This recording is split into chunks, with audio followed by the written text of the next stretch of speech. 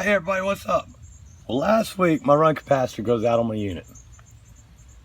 And we replaced it, and I did a little video of where my son had put a piece of duct tape around the capacitor to hold it in place until I could get a piece of plumbing strap in there. And I got to thinking, I was like, man, that unit's only 10 years old and it already broke on me, man. 10 years old and the run cap goes bad. What are you gonna do, man? So I decided that I'm gonna replace my 3-ton 15 SEER Lennox that I put in about 10 years ago.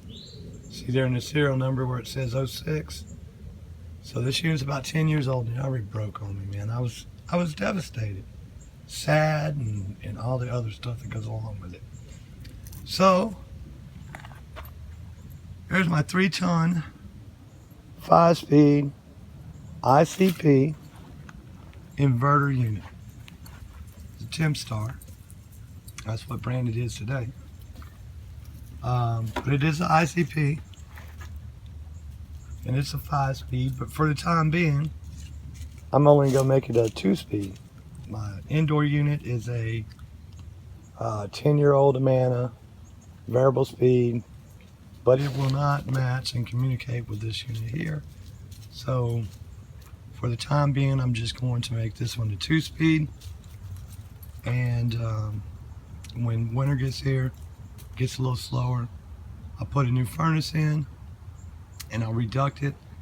Right now my furnace is in the middle of the crawl space and really hard to get to. So the filter's hard to get to, furnace is hard to get to. So I'm just gonna put it right on the other side of this wall,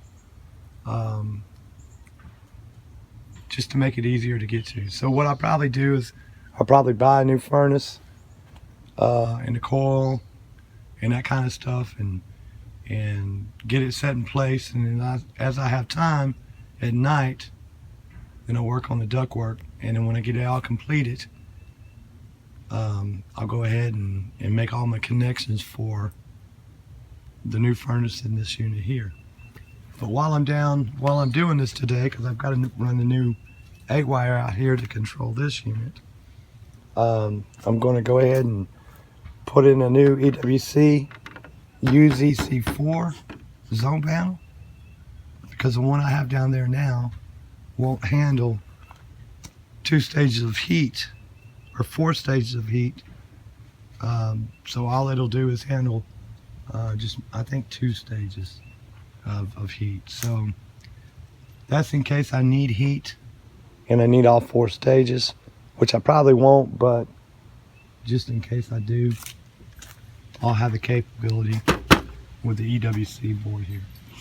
So anyway, let me go ahead and turn the unit back on so you can see the running amps on this unit. So as you can see, my running load amps is like 10.7, almost 11 amps.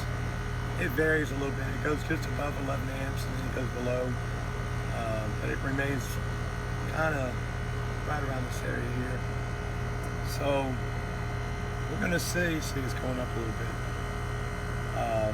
We're gonna see what the running load amps is on that unit when it's in 5th stage, and then when it's in 3rd stage, when it's in my low stage, to compare the difference. I mean, when one zone is calling, I'm still running 11 amps in this thing.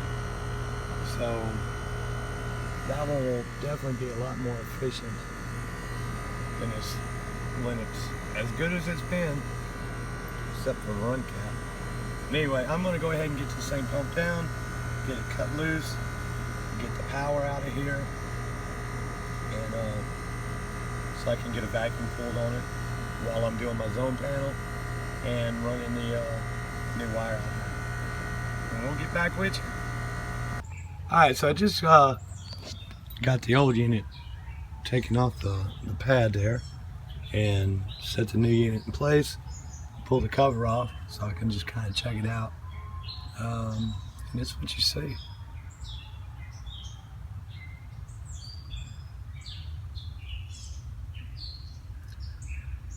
So if I was just if I had a communicating furnace on the inside, course, these are the 2 wires I would use right there, those 2 screws. But I'm going to do just a regular 2-speed, so that's my wire connections right there. And my low voltage gets fed into down here, a little black cap, and then my line voltage gets connected to here. Line voltage gets connected to there, those 2 terminals, and then ground, of course, goes over here. So yeah, so this is what the inverter board looks like. Ain't no contactor in there, brother. No run caps. Well, there's some caps, but nothing I want to mess with.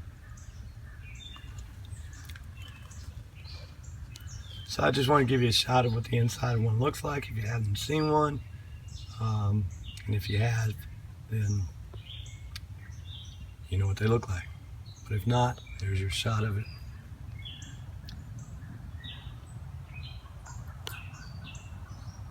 Alright, so the inverter is running. You see the fan. Fan's turning. You can probably hear it a little bit.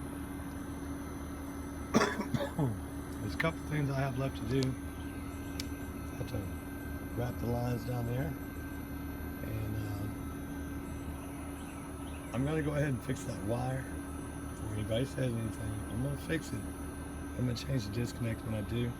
So that wire's been there for, I don't know how long. It's been here as long as I've been here, and that's been 10 years. So, so another little bit's not going to hurt for that wire to be there. But anyway, so I just got to armor flex it, and I'll take the door off. We'll take amps while it's running in low stage.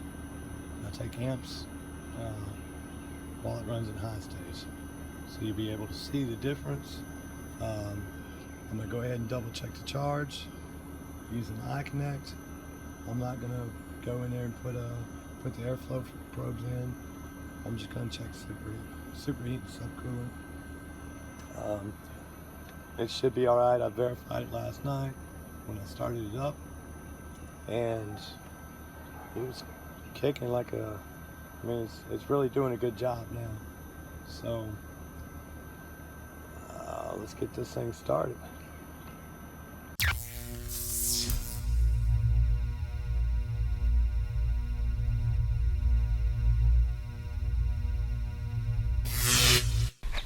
Alright, so as you can see right there, I'm not going to touch it because I've got the power turned back on. And you can see the little red light up there. But right there where my finger is, that's that DC plus terminal. And over there, right there, that's the DC minus terminal. And I've got the unit calling. Make sure that I have the unit calling. Go ahead and go to my phone. Go to the Honeywell app.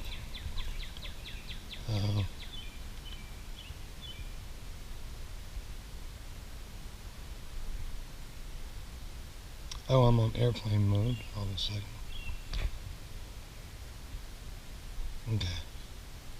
I put it on airplane because I was using the camera on the phone. I didn't want a phone call to stop it. So, we're at 72 in the bedroom. Go ahead and turn it down. Submit. Alright, so got that. Go over to the Ecobee app.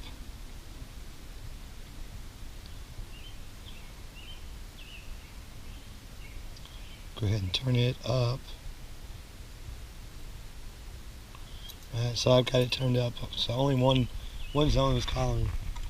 As you can see, nothing's happening right now. But we're at 1.34 amps. So that's what this unit is pulling right now.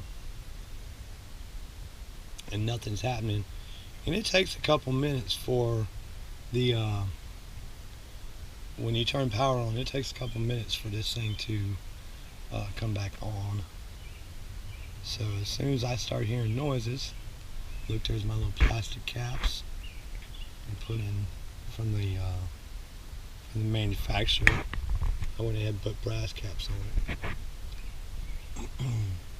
I left the common suction one down there. That's right there.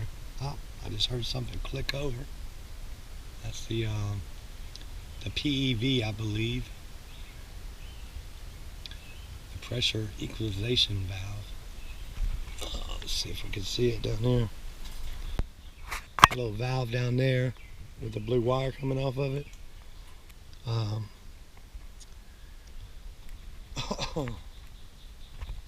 So now we just wait a couple minutes. So as soon as it starts up, I'll turn it back on. So it's still drawing 1.3 amps. And the compressor should be firing up here in just a little bit.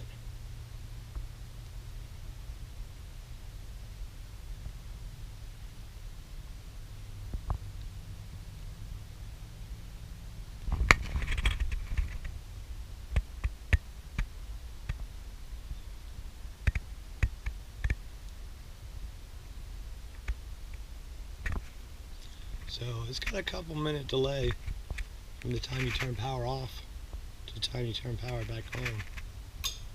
There's something just clicked.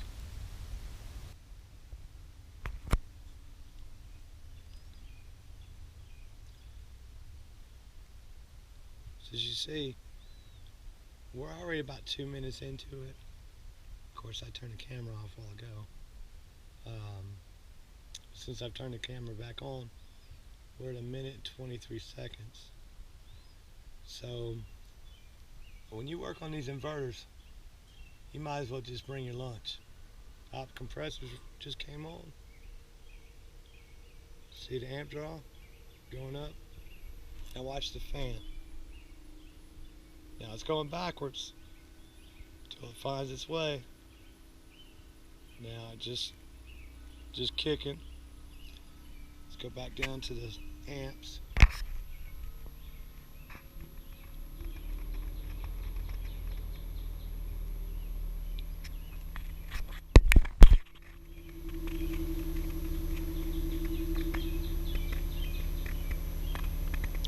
Now before, when I was in with my old unit, I was in single stage at 11 amps when the unit would first come on. So now it's going to ramp up a little bit, and then it's going to ramp back down to third speed.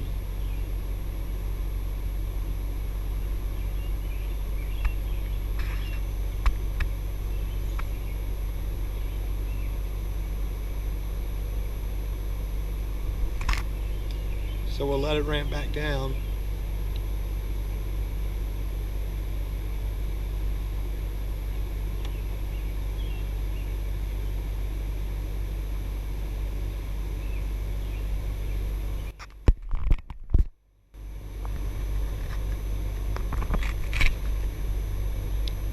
So from the time you turn power back on, it takes about 5 minutes for the unit to start up and get working. So let me go ahead and get my other thermostat and turn it on, and we'll see what happens with it.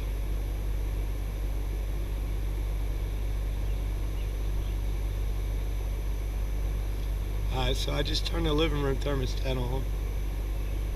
Let's see how long it takes it to actually ramp up.